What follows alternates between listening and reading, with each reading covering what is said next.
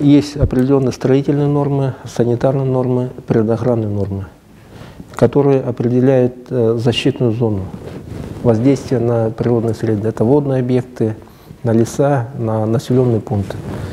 То есть при проектировании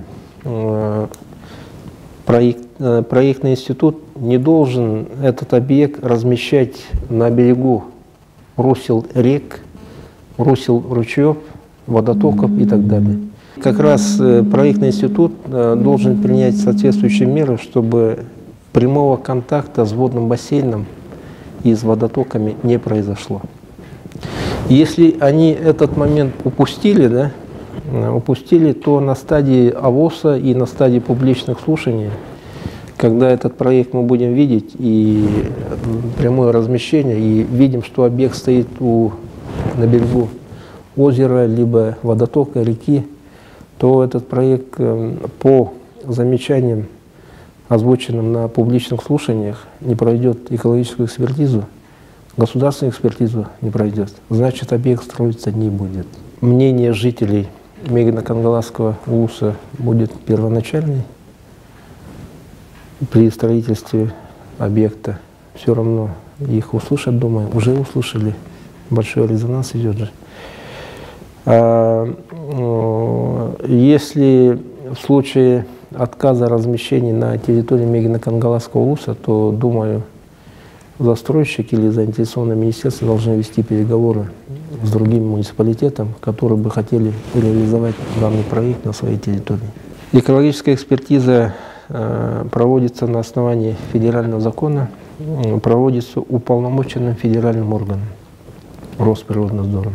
Будут привлекать экспертов и по криогенным процессам, которые происходят.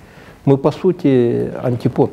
Мы контрольно-надзорный орган определенными полномочиями. Мы не можем быть на стороне вот этой организации. Когда возникают вот такие острейшие вопросы, мы начинаем, наоборот, искать в отношении вот этой организации, которая хочет застроиться, нарушения, ошибки, указывать на это и привлекать к ответственности. Поэтому наши надзорные полномочия, наш функционал природоохранный, они перескочить просто не могут. Инвестор и застройщик должны выйти на прямой диалог и начать обсуждать с населением о плюсах, минусах своего производства, о рисках, о степени влияния и какие меры принимают для уменьшения. Мы все обсуждаем тот момент, который еще не наступил, но, возможно, в будущем наступит. Это, с одной стороны, хорошо, уже мы начинаем обсуждать. Это их некоммерческий интерес. Они хотят разместить производство, продавать продукцию и получать выручку, плюс прибыль. То есть первоначальный интерес инвестора и застройщика. Но и республика имеет свой интерес. Все организации, которые начинают осуществлять свою хозяйственную деятельность в Якутии, появляются здесь, в этом кабинете. Пишут заявление, прошу выдать справку о наличии особо охраняемых территорий, прошу выдать справку на наличие животного мира, прошу выдать справку на выбросы, сбросы, прочие вещи. Я всех руководителей и представителей хозяйствующих субъектов знаю, мы ведем перечень. В этом отношении товарищ еще не появлялся. Я не вижу, с кем вести предметный разговор. Что ему под ТАСЭР выделили территорию, это не значит, что он получил автоматом экспертизу и экологическую экспертизу. ТАСЭР дает возможность инвестору появиться на определенной территории, но не дает права заниматься строительством, эксплуатацией объекта без прохождения той процедуры, о которой я говорил. Если на уровне государственной экспертизы ему скажут: дорогой, у вас опасное производство, вы не обеспечиваете безопасность реки Лена, ближайших улусов, то никто на себя ответственность не возьмет и получит отрицательное заключение на уровне государственной экспертизы.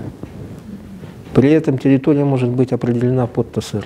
Послабления нет, наоборот, идет ужесточение, и требуется у предприятия, чтобы он вел раздельными приборами учета выбросы-сбросы, замкнутый цикл, высокие технологии по переработке и так далее. И как раз подразделяется под категории. Первая категория, вторая категория, третья категория. Первая категория – это опасный объект, в котором очень серьезный подход и контроль. Система предохранных мер в Российской Федерации достаточно жесткая. Попробуйте вот ту процедуру, о которой я сказал, перескочить и получить положительное заключение. Это будет очень сложно. А если получили положительное заключение, то тот орган, который выдал положительное заключение о строительстве и об экологической экспертизе, берет на себя серьезную ответственность и заявляет всей общественности и республике о том, что объект будет эксплуатироваться безопасно, в том числе и в экологическом отношении.